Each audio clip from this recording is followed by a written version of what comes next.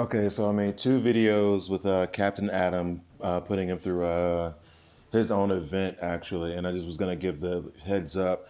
This is him now after the gem blitz. Uh, Basically dumped all 2,000 gems into leveling him up. So the first video I'll go over with disease is just he's at a much lower level, and then the second video he's at a higher level. And honestly, this video isn't even really about him. It's more about how the disease function works, and I was trying to figure out how that actually functions. Okay, so this was the first fight, and it went relatively quickly, and that's mostly because I just had him paired up with characters that were a little bit too powerful.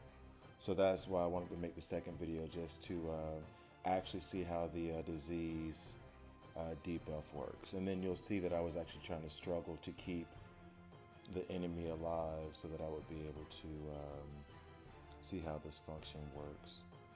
So yeah, the idea was basically to get booster gold disease and then see how it affects the rest.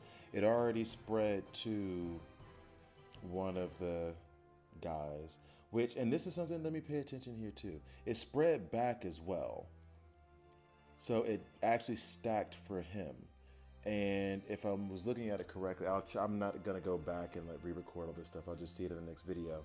I think that the disease actually stacks across the team lines as well, across enemies as well. So for example, Booster Gold has disease, and then uh, pick one. Wonder Woman POT has disease on his team as well. If he spreads it to her, then the the actual poison itself will the actual damage itself will happen to both of them and not just the one. Okay, maybe I should try to explain that a little bit better. But so for example, let's say Wonder Woman POT and Booster Gold and two other characters on the same team. Maybe it happens here.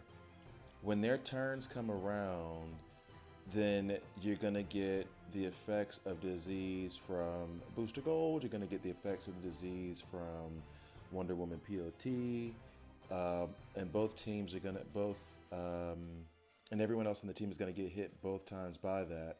But then the disease can spread back to the person who gave it in the first place, and that'll stack.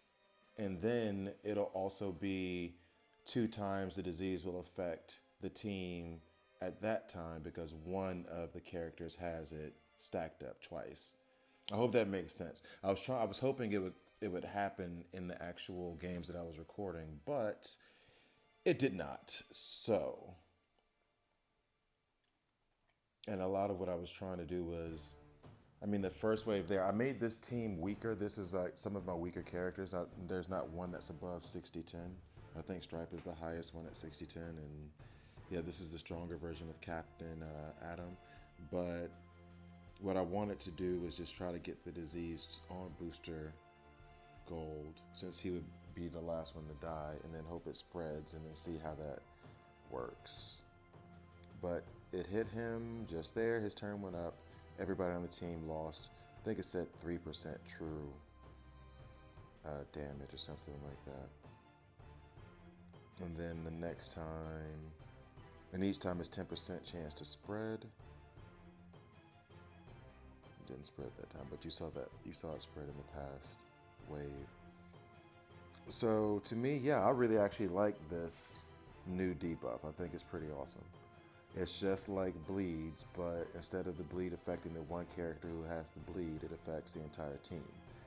But I mean, it does stack, but I mean, you just literally can't stack it the way that you would stack bleeds, basically.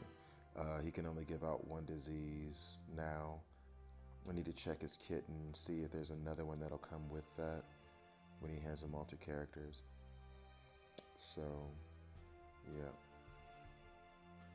And actually, well, I guess that wouldn't matter either. If that 10% chance to spread, if that is per stack, or is that no matter how much disease you have, how much of the disease buff you have on that character, is all going to be just a 10% chance, or is it 10% chance per each one? Anyway, see, the video is coming to an end, so I like it. I like the debuff a lot.